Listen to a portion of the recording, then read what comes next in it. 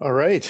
Well, good afternoon, everyone. My name is Giri Puligandla, and I'm the Executive Director for CMHA Edmonton Region. I'm pleased to welcome everyone for today's session on esports and mental health and to serve as host. I'm also pleased to have two members of the Alberta ESports Association here with us. Thank you so much, guys.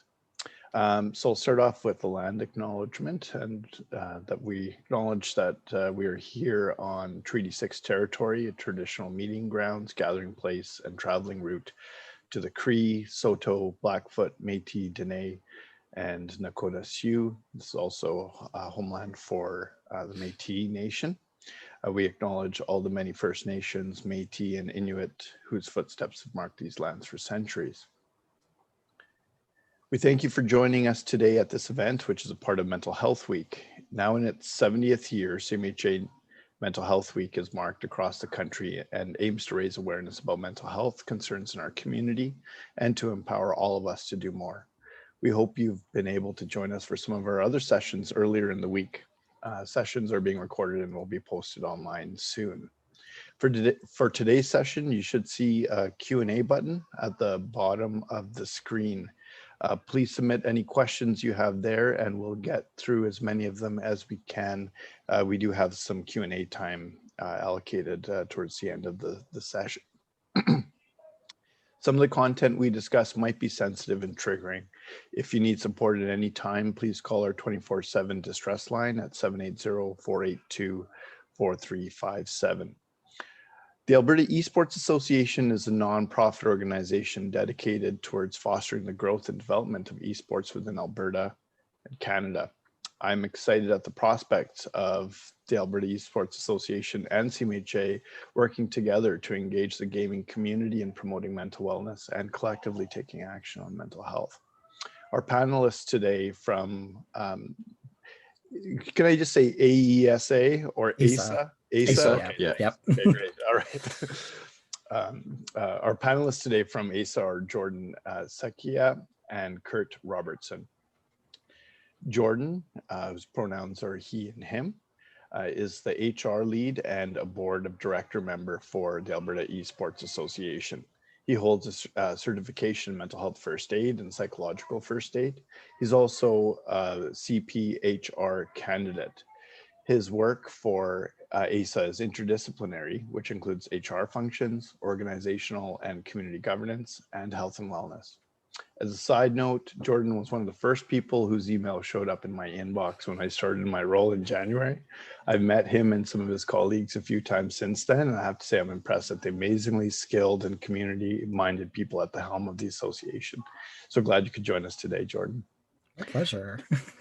Next is Kurt Robertson. His pronouns he and him, who is the community outreach executive for the Alberta ESports Association. His work entails in ensuring clear communication with Alberta's many gaming communities. I just learned about them recently, literally across the province. When he's not working on his Bachelor of Social Work or helping AESA, he works with the YMCA of Calgary as an Indigenous youth coordinator. I'll be honest, I'm still a noob regarding esports, but I've been doing a lot of research, including commandeering my son's Switch to play Super Smash Bros. And shake the rust off my Street Fighter skills. For those of you attending today who aren't familiar with the concept of esports, think about the fanfare around sports like hockey or soccer and consider the immense amount of skill, training, and support people require to play at their top tiers. Esports is the same, but with video games instead of balls or pucks. To get a sense of the talent of top players and the excitement among fans, this is part of my research, I'd encourage you to look up Evo moment number 37, considered by many to be one of the greatest moments in esports history, akin to Michael Jordan's buzzer beater in the NBA Finals. Now think about how at 500 million viewers globally, esports rivals golf in terms of fan base, and you can see its potential as a massive platform to raise awareness and garner collective action on key social issues, including mental health. While gaming has historically had an ambivalent relationship with mental health, this session will hopefully demystify and reframe gaming as a meaningful activity for young people and frankly people of all ages to build mastery and self-worth, nurture personal connections with others who share the same interests, and promote mental health by championing help seeking, peer support, and caring communities. With that, I'll pass it on to Jordan and Kurt. Perfect. Thank you. That was actually a really thorough introduction, probably one of the best that we've ever gotten about esports. Like, my gosh, you actually did a whole ton of research. And yes, oh my gosh, thank you so Yeah, much. you definitely know what you're talking about. Yeah. Kurt, do you have any immediate thoughts? Like, I'm blown away. So Yeah, no, I totally agree. I think you've really went to the extra mile to kind of really sell us in a lot of ways, but more than that, to really show the integrity kind of behind what we're trying to do. And I appreciate that. That's something that sometimes might go over the radar, but I think that you kind of, you're getting it, and you're kind of letting the rest of our attendees know that too. So I truly appreciate it. I think it was great. yeah, and I love how you kind of tied two ideas there, which is, there's the hype moments of, like, Evo moment 37 versus, like, that exists, but there's also, if you strip all of that away, the way that I really define esports is that esports is first and foremost a community effort. And if we don't have a community, we don't have esports, right? So really taking the time to really engage with people at the community level and get people involved and uplift our community from that base level is really key to what AESA and what Kurt and I want to do in terms of building a safe, inclusive space that everyone, not just players, but parents, partners, people who just want to get involved, can feel comfortable being a part of, right? Mm-hmm. Yeah, and kind of to add to that, for me, I've worked with children and youth for it's probably close to like 2014. So it's been like about 7 years at this point. And I've always felt throughout that programming, I've noticed that the program was always really important for what I was doing and trying to foster that growth and that relationships with the youth and children that I've worked with. But something I always felt kind of at the back of my mind was missing was how into video games and kind of esports that all those kids were into. And they really, really, they appreciated it. And was something that they clearly talked about a lot, but there was never kind of anything there to foster their growth from such a young age. So for that, it's really, really important. And that's why I think it's close to my heart with that community building and, that the wellness aspect of it. Yeah, and I think another aspect of this, I mean, historically, gaming has really been sort of considered a kind of a male, like, oriented activity. But I mean, that is actually, I mean, just when you look at all the different people who are engaged in, esports, either as, fans or players, I mean, it's very diverse, super diverse. And I mean, notwithstanding some of the technological barriers, very accessible as well. Like, just in terms of being able to participate in something super meaningful, something that where you can build your performance and skill, and then also connect with others. So yeah, just super excited about this. So go for it. Like, so like you. I mean, we talked about some topics. So maybe I'll just leave it to you guys to kind of cover what we talked about. Maybe just diving in a little bit deeper into esports and just Sure. the kind of that skill building and the. I mean, so one of your partners is Mind Buffs. And just about the importance of having kind of mental wellness just from a performance aspect, but then, like, how do you engage your communities in this, and then also in terms of that kind of mutual support and so forth. Right. Mm-hmm. So I'll start here, Kurt. When we built AESA, we knew that we had kind of a choice of, like, how we wanted to take the direction of esports in Alberta. We knew that we could be a very good event-based organization and we could, make money that way. But we wanted to go this nonprofit, community building route because we wanted to really uplift everyone and make esports in Alberta the best that it can be. And that starts with, building a platform and a base that really takes into account community and player mentalities and well-being. And so we were really deliberate with our intents about building a really robust code of conduct and a compliance model so that we can, manage kind of, the more toxic behaviors that you might associate with gaming, which unfortunately does exist, but at least now we have a way that we can manage that without, having to go into crisis mode every time that happens, right? So once we kind of establish that, then we can move into, okay, now we've established that, how can we now integrate health and wellness in a meaningful way for everyone? And we looked at, physical wellness, mental health with, mind buffs, our partner psychologist friends, sleep hygiene. We're partnered with the Sleep Center in Calgary, and now CMHA, which is really meaningful to me. And I didn't think that we'd be at this point so quick in our AESA history, right? But we wanted to get these partners and be able to build a legitimate platform for that people can trust that we're providing them with adequate help. I would never say that we're professionals, obviously we're not, but at least if we can link people who are struggling with the appropriate phone number or link or person to talk to get further help, I feel like that's a huge leap and bound over where we were previous to this. Kurt, do you have any extra thoughts on that? Yeah, I think you really nailed kind of the whole reason why we want this to really be starting from a community base, right? And for something that is nonprofit. There's the really important aspect of that, I think, is it comes down to us being able to link the proper resources. So for me, I can kind of go back to like when I started playing games more competitively. It was very like small kind of things. You just meet people, and your only really supports you had were other people in the community, and that ended up being okay. But it's nice to have more there, right? More professional stuff. People who have taken the time to be in have their education around it or work in this kind of stuff and actually can help the player base in that sense. And I think in that sense, you also have your community base, your community supports, but you also have additional supports on top of that for people that care and see that there is definitely a need there. And I think, like you said, it's very akin to sports and kind of the you're putting you're in leagues growing up and stuff like that. It is largely the friends and stuff that you make there, but also having those additional supports was something that we didn't have as much in esports, especially in Alberta for so long, and why it's really important. We have all these different types of partnerships. And, like if I was in the come up now, say I was like still, when I was starting to play now, I'd be like, holy cow, like there's so much here that we can actually get to choose from and pick and choose. Right. And for me, that's just astounding. So in that sense, I just really want to emphasize that having all those different supports can only really further help you, right? And help you kind of grow with this.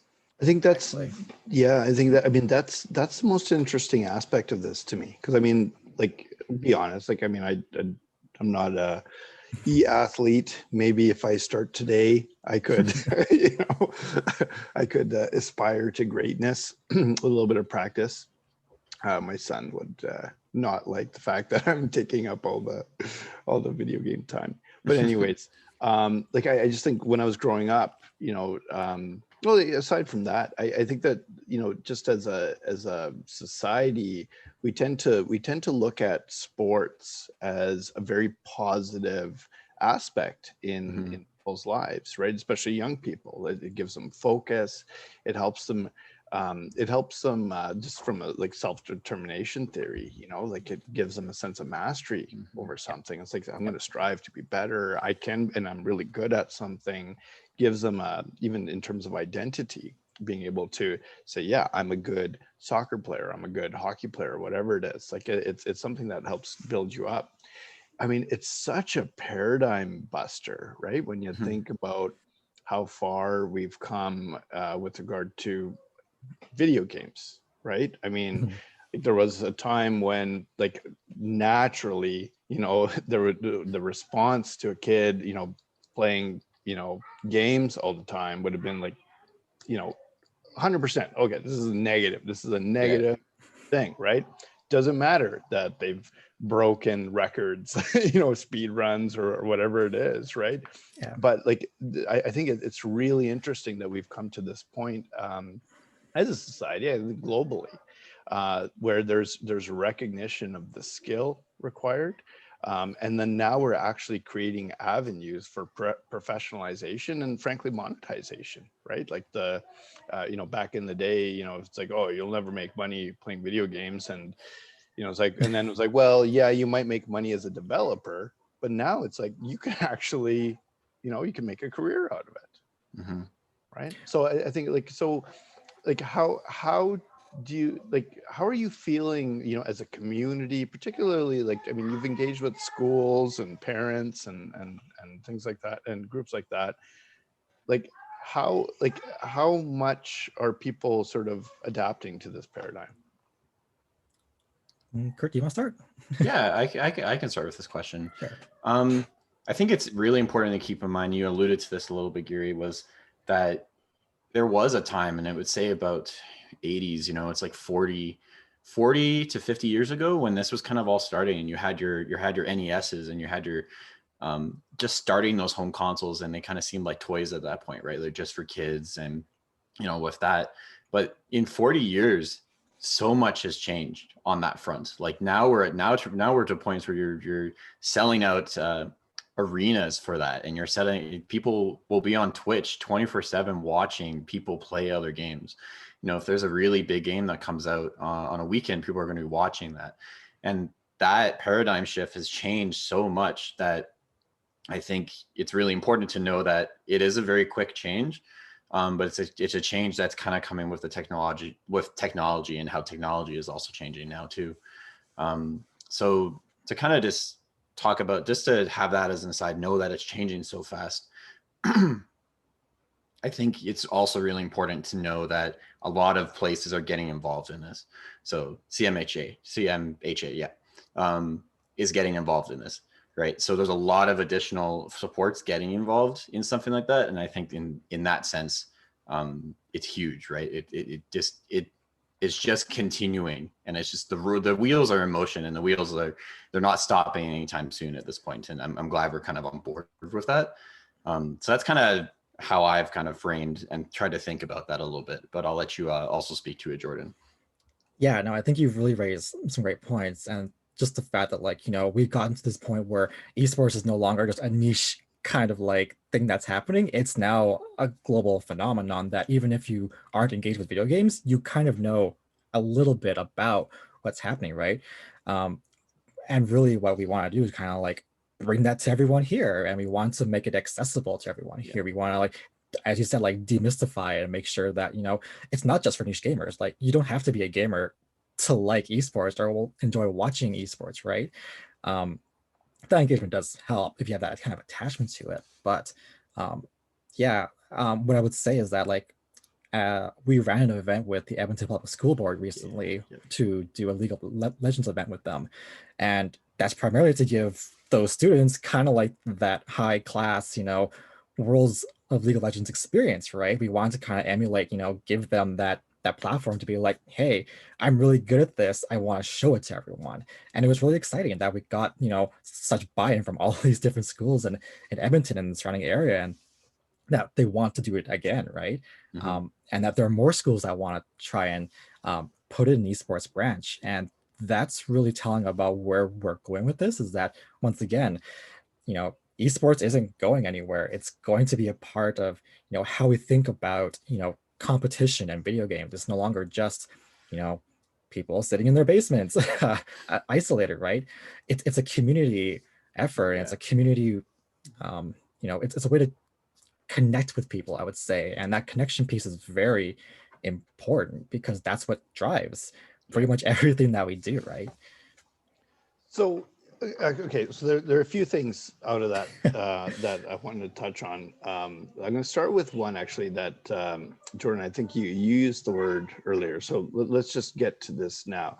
You mentioned toxicity. So there's a little bit, I mean, I think in any sort of competitive environment, mm-hmm. I mean, that's always the dark side of it.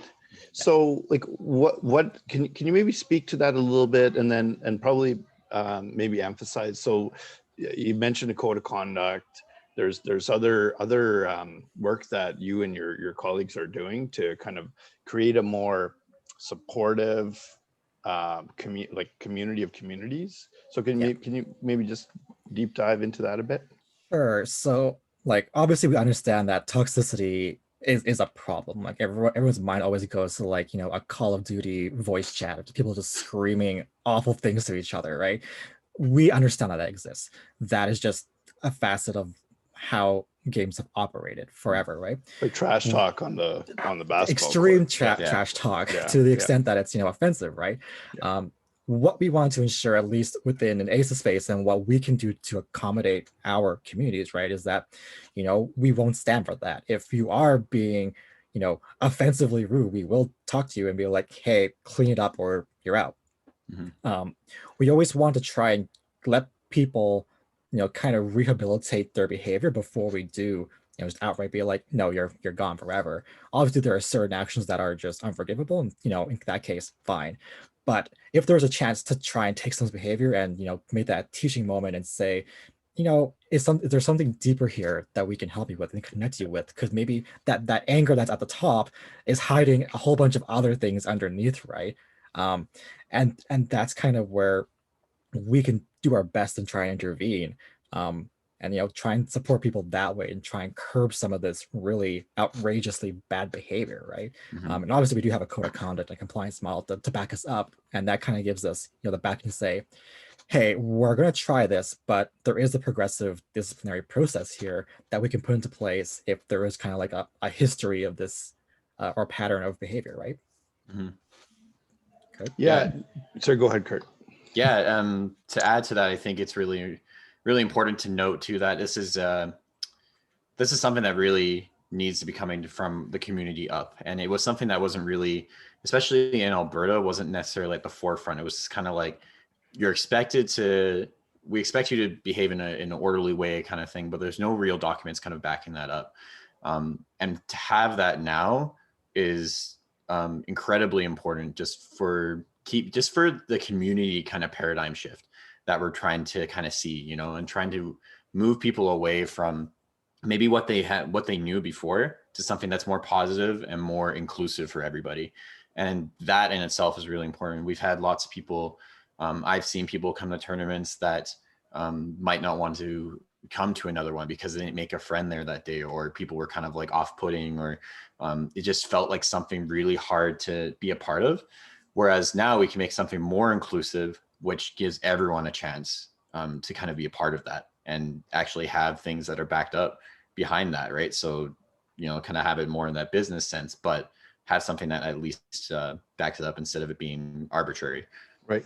I think, I mean, from my perspective, it seems like there's an advantage for esports, just in terms of it. I mean, it's still emergent as much as there are, like I said, 500 million people watching it around the world. It's still growing, right? Mm-hmm. It's like it's still in the early kind of years of like really rapid development. And so maybe it doesn't have the same kind of institutional barriers that some other sports are like dealing with, and like homophobia, misogyny, ableism, like there's racism. I mean, like there's a whole bunch. So like you have an opportunity here in Alberta to engage your gaming communities, your esports communities, in kind of setting a standard and setting a stage, right, for a more positive way of connecting.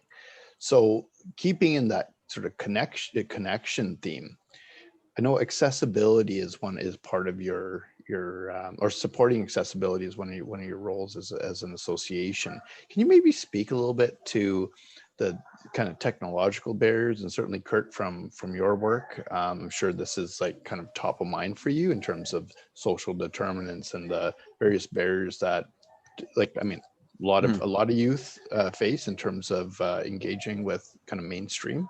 Can you maybe speak a little bit more about what you're doing around that? Yeah, for sure. So some of the really big kind of, I guess, accessibility issues is really having the proper, so you need equipment and stuff for, for your sports and whatnot. But for esports, it kind of depends on what game that you're playing at that point. But in terms of making that more accessible for everybody, I think that's something that we're slowly working on.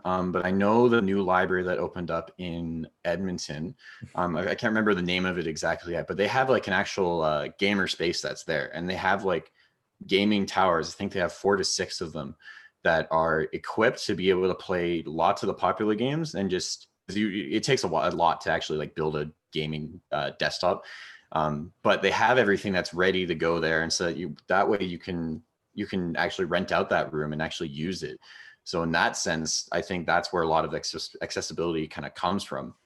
For a lot of the youth that I've worked with, most might have access to like, say, like one video game console in their home, but more often than not, it's going to come down to mobile gaming.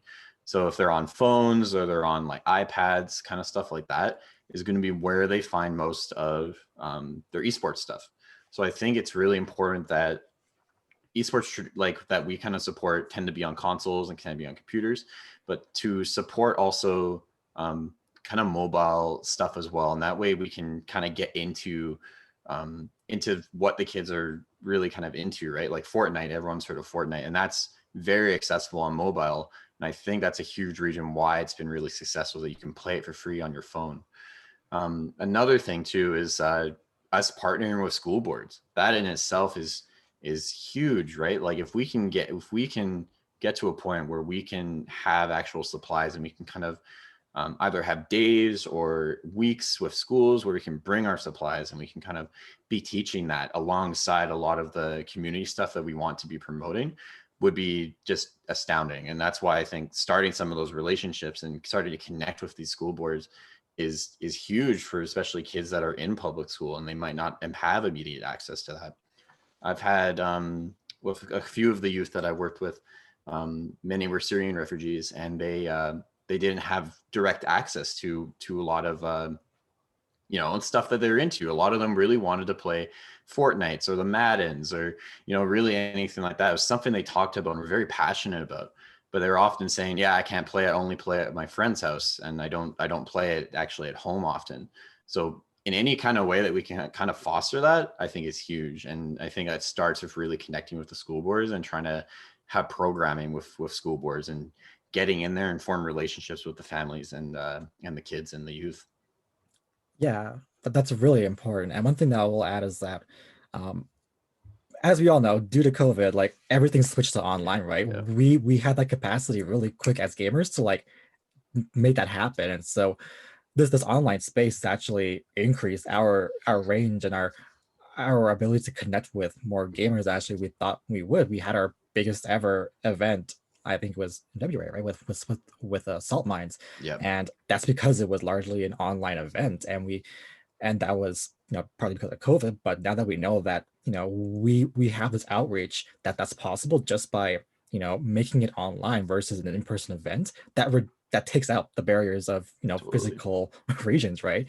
And so keeping that in mind, like we're going to be hopefully be implementing some online only events as we move towards our in-person events as well. But yeah, online has actually been great for taking down a barrier, that's very true. Which was actually a really good byproduct of this pandemic, I would say, is one that I think a lot of other organizations have found as well. So actually, I mean, you reminded me of, and I've mentioned this to others. So like my niece and nephew live in Montreal, and so when the pandemic hit, well, I mean, much like later on, I was talking to my brother and saying, so like, how are the kids? They're not kids anymore; they're 21 and 18. But anyways, like, how are they doing? And so for my nephew, basically, like, he didn't skip a beat, because I mean he's active in a lot of things, but I mean Call of Duty, like for years, that's been like, I don't know what other games he plays now, but I mean that is a primary source of connection, like between him and his friends. Like that's what they do most of the time, right? Whereas my niece, I mean, mostly it's in person kind of interaction. So like definitely a very different experience there.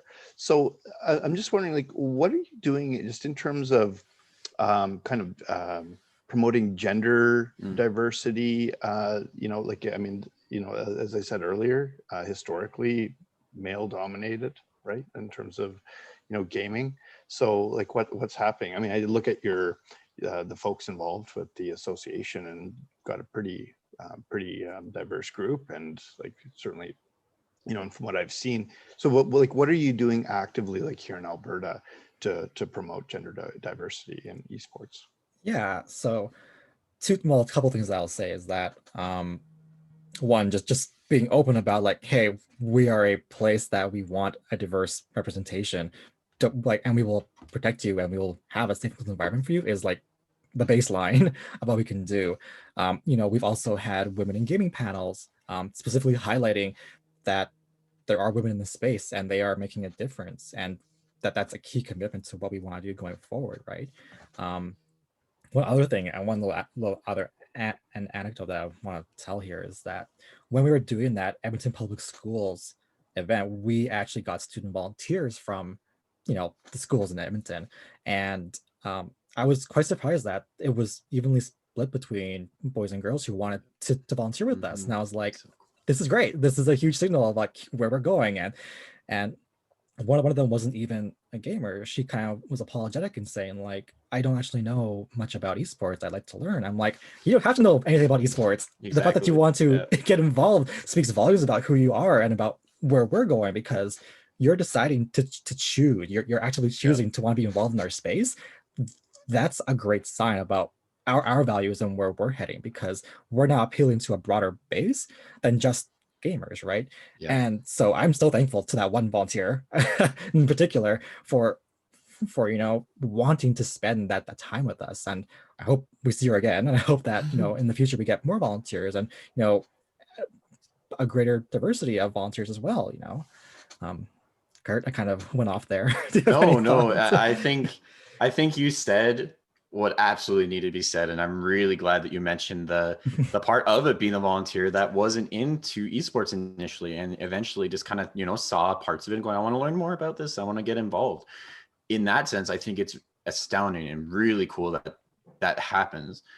I want to just step back a little bit too, and just acknowledge that yes, it has been a problem for you know, many a time, and I think that's why in the public eye it's seen as male dominated. I will say too, what AESA is doing kind of to try to combat that is, I think we're in a lot of our kind of executive panels and the community leads and stuff that we're having, we're really trying to take a proactive approach at, you know, skill sets for people that may not have been directly involved in esports, but people that can do this work and can get involved. We've had at Salt Flats and Salt Mines, which are two of our larger events online, we had a panel with women empowerment and women in esports, specifically with Alberta. In that sense, that is something that we're actively trying to put out there and not something that we're going to shy away from, right? And I think in that sense that we don't want to shy away from that, and keeping it at the forefront and keeping it as something that is important is trickling down in some ways to different communities, and something we're really trying to make sure we promote, and that there is that accessible space. But I also think it's important for us to acknowledge that it has been a struggle, and then we will still hit barriers going forward. It's not like it'll end up being perfect. We will hit barriers, but how we're tackling those barriers is really what's important, and how we're trying to push through it. Great. So last but certainly not least, actually just picking up a little bit on the work that you're doing with the school boards.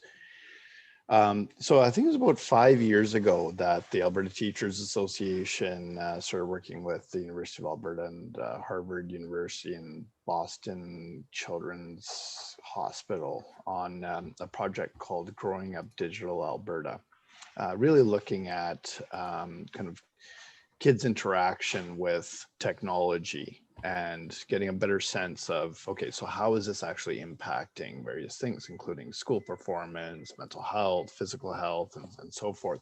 So there's a lot there. It's really interesting. I mean, it was definitely approached with a sort of a lens that, like, is this a problem? How big of a problem is this? It's really interesting now that, and this is part of my excitement about it. It seems like an awesome avenue to reach youth, well, young people, and then I mean, as you were saying, Jordan, in the previous conversation, I mean, it's also the teachers who could be playing as well and could be esports fans as well. So like, it's an unusual kind of situation where actually the students and the teachers might actually share a lot in common on this. So, and then, you know, getting to what you were saying, Kurt, how can we use gaming and esports as an avenue to reach youth, to like, give me some ideas, and like, and maybe share a little bit more about what you're doing with teachers and in schools and with youth. Sure. Yeah, I can take this one first. So in terms of what we're trying to do with that, say for example, our League of Legends event that we had with the Edmonton Public School Board,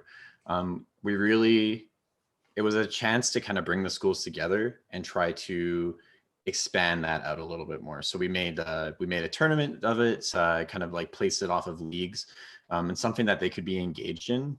We didn't have any sort of like credit initiatives for anything for that, and ended up kind of being like sports in that way. But doing stuff like that and trying to get involved with the community, and also a big aspect of that was asking for student volunteers. And so asking for student volunteers were people and students that were already kind of engaged in esports a little bit, but maybe didn't have the door to walk through properly to kind of get to a place that's actually kind of working on this stuff. It was kind of like you had to figure it out your own way for a long time, right?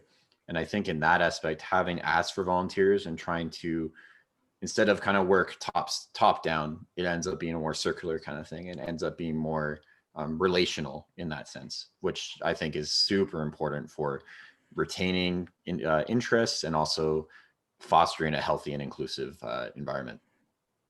Yeah, because you got to keep in mind that esports isn't just the people playing. Esports involves, you know, a whole bunch of back end work that doesn't see the light of day, but it's important for getting those players where they need to be, right? And so we're creating those opportunities for people who might not feel comfortable, you know, being in that you know, player setting, which is fine. There's a ton of back end things that we can definitely use help with, and you know, get people involved with, you know, hey, here's how we actually run the tournament, here's how we, you know, do casting and commentating, here's how we do tournament organizing, right? Esports is expansive, and it's not just the players playing. Like, I think that's where everyone's mind goes, that, you know, we have this ideal picture of, you know, huge monitors and packed arenas and, you know, a fancy trophy, but you know, it, like I said before, it's a community effort, and there's more to it than just those clips you see, right? Going back to your point about, you know, kind of teacher relationship with students, about, you know, they share a common bond over gaming. I think that's kind of, we've kind of come to that point now where, you know, adults who grew up in that age now are in that, you know, authority position, either as parents or as teachers, right? And that's a common bond that they can have either with their own kids or with students, and that's something that should be celebrated. Yeah, the technology is different. You know, you're going from 8-bit graphics to, you know, 4K whatevers, but there is that common language there. And so, you know, if there are any parents out there watching this, I would say, don't be afraid that, you know, you don't understand like new games. You know, it's the same thing at the end of the day. You're still just spending time doing something that brings you joy. And that is a common language, right? So, you know, like, ask your kids some questions, get involved. It doesn't hurt to, you know, just say, hey, that looks cool, what is this? You know? Mm-hmm. Yeah, no, I think that's probably one of the key points, right? I mean, ultimately getting, as a parent, right? I mean, getting to know what your kid is interested in. I mean, for one thing, just builds the relationship, Yeah. right? And you know, opens up the channels for communication. I mean, if so, like, I mean, in this, more than just parent-child relationships, I think like this applies to other kind of social contexts. But if somebody doesn't think you get them, or that you sort of appreciate what they value, I mean, that's going to be a barrier, right? Mm-hmm. And so I think in many respects, like we have to kind of get over ourselves a little bit, and so that we can make that connection. That said, you know, it is possible that somebody's engagement in a particular activity could be, you know, like in terms of the balance, maybe imbalanced, right? There could be some negative aspects. And so actually engaging with somebody so that you can deal with that together is really important. So like what, and I mean, maybe this is still in development, but like actually, you know what? Before I go further, I was waiting for a question. There's a question. Okay, let's go to questions. How about that? Sure. Okay. Sure. All right, I'll save that for next time. Okay, so question. Anonymous attendee, very long question here. Let me see. It's a good one though. I really like this question. Yeah. See it? I love Okay. this. Yeah. Spoke really, okay. So Dr. Ubaka Ogbogu from the U of A spoke really candidly about institutions and communities that are typically white-centric. And he was using post-secondaries as an example, can be as welcoming and inclusive as they want to be, but spoke to the fact that people from marginalized communities would be less likely to approach or pursue organizations that have that kind of perception. But if they send out info and directly communicated with places like Africa Center, very good organization here in Edmonton, that they basically they could, more people would be inclined to get involved. So, and kind of keeping in that diversity lens, right, or in that space. So what are you doing now, or like what are you thinking about in terms of addressing that? Great question, by the way, anonymous Excellent attendee. question. I'll probably pass it off to Kirk, but I'll just say first that I think over the past year we kind of just been trying to find our legs, and now that we actually do have this, we want to move forward with this and like actually now actively engage with these marginalized communities and diversity initiatives, and that will be something that we will find ourselves doing. Kurt, any thoughts on that? Yeah. Yeah, I have a few thoughts. So a couple different things. First thing, I know that for my kind of social positioning, I'm a white guy talking about this. Regardless, I have a few things just to, I first think that this is a really important thing that you bring up in that sense of who we're actually reaching out to and how we're reaching out to them. And are we reaching out to different communities, say let's say for example, an Indigenous community, a community that lives on First Nation or out on a reserve? How are we doing that in a really respectful and healthy way that we can actually actively engage with these communities in a way that is genuine? And I think that's really where social workers have a space in this field. I know social work can be a whole bunch of different things, but that's where I think social work does have a space in this field, is reaching out to those communities. If you go directly to those communities, a little bit of a not a huge long story, but I did programs in community, working with kids directly in their community, and it was kind of a philanthropy program where we volunteered for organizations and tried to give back in some way. And so, for example, where I live in Calgary, so in Northeast Calgary, there's a very large Gurdwara, which is a Sikh center. And so a lot of the kids didn't know what that Sikh center was until we went there and actually volunteered our time there. And then now they have a deeper connection to that place, and it feels safer, and people that are there, and you understand kind of what it is. In that sense, I think it's really important that we are engaging with these communities, and we're actively trying to, and we're not just trying to stay in our comfort zone, but we're challenging ourselves. We're challenging ourselves to go further. I think this is a fantastic thought. And one of my last thoughts on it too is, I think, really an importance of having people in our organization that can represent these communities. Having that active representation is incredibly important when building this kind of a community and trying to build this esports to be wide and diverse and inclusive for everybody. I know that's something we're working on. We talked about it. We alluded to it a bit with having women on our team, but as well as, having that representation, having people who can be of aid there, or even community members and partnerships that really can actively engage with us with that. So I'm hoping to see what we can do with that. We've only really been incorporated about a year now, so it hasn't been super long, but I think that's a huge aspect of it that we really kind of got to take by the reins and go with. So that's a fantastic question. I'm really glad that you asked it. Thank you.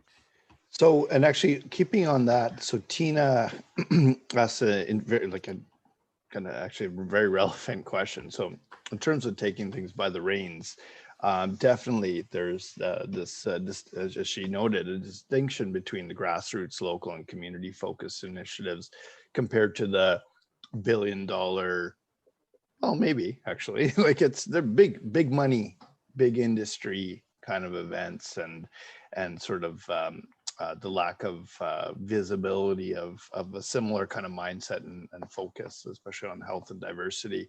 So, so what's the best way? Let's see. Okay, so you know what? I'm going to paraphrase here. So, like, how do you think you might be able to actually influence the sort of the more, you know, industrial corporate sort of elements of esports with the same kind of flavor and mindsets that you're approaching the community? Yeah, so I would say that in terms of influencing like major big organizations, we will maybe get there one day. I would say that where we can actually do the most impact is in influencing other local organizations. So I've actually been lucky enough to have played a part in the building of other gaming organizations at the local level, their code of conduct and compliance model. They reached out and said, hey, we like the AESA code of conduct. Can we paraphrase it? Can we borrow certain parts of it? I'm like, absolutely, please do. We want as many people to have this base as possible, right? And at least having that base level can kind of ensure an even playing field and even like a safe space for whoever interacts in their gaming communities, right? And if we can at least provide that, that's at least a step up from where they were previously, right? In terms of ensuring kind of like, are you taking care of like your community members? For us, what we've done is that we've given our community leads training in sexual assault response training. We plan to also do something with mental health and to empower their leaders and our tournament organizers to be able to respond to someone who does have a disclosure or to recognize signs and symptoms of someone struggling so that they can interview and say, hey, are you doing okay? Can I help you? Can we connect you with resources? I'm really trying to empower everyone to maybe not just be a bystander, but to actually actively take care of the people in our spaces, right? And that includes myself and Kurt, right? We also want to kind of model that behavior, and we hope that when other local grassroots movements look towards, hey, how can we implement something similar, that they look at us and are like, we want that. Because we know that we're onto something good, and we hope that when people want to build something similar, that they're looking at good models essentially. So yeah. No, and I was just looking on your website, and like there's 22 different communities that you note, and I'm sure that's growing every day and literally across the province. So I mean, it's really good sort of avenues to engage people. And I think you touched on this a little bit just in terms of the partnerships. And sorry, another question, the types of partnerships or opportunities that you guys are looking for currently. So I mean, this is a case in point. I mean, the fact that CMHA is very excited to work with you guys, with everybody, like on how can we sort of work on our shared goals, especially around mental health, mental wellness, and engaging communities. So any other partnerships or opportunities? And Jordan, this may be your chance to plug Edmonton Direct. Yes. So next weekend, we are putting on an event with the Edmonton Screens Industries office called Edmonton Direct. It is a 2-day weekend event, so May 15th and 16th. And it's basically a celebration showcase of the gaming industry in Edmonton specifically. We have great game developing studios, BioWare, Improbable, Beamdog. We have great local indie developers as well.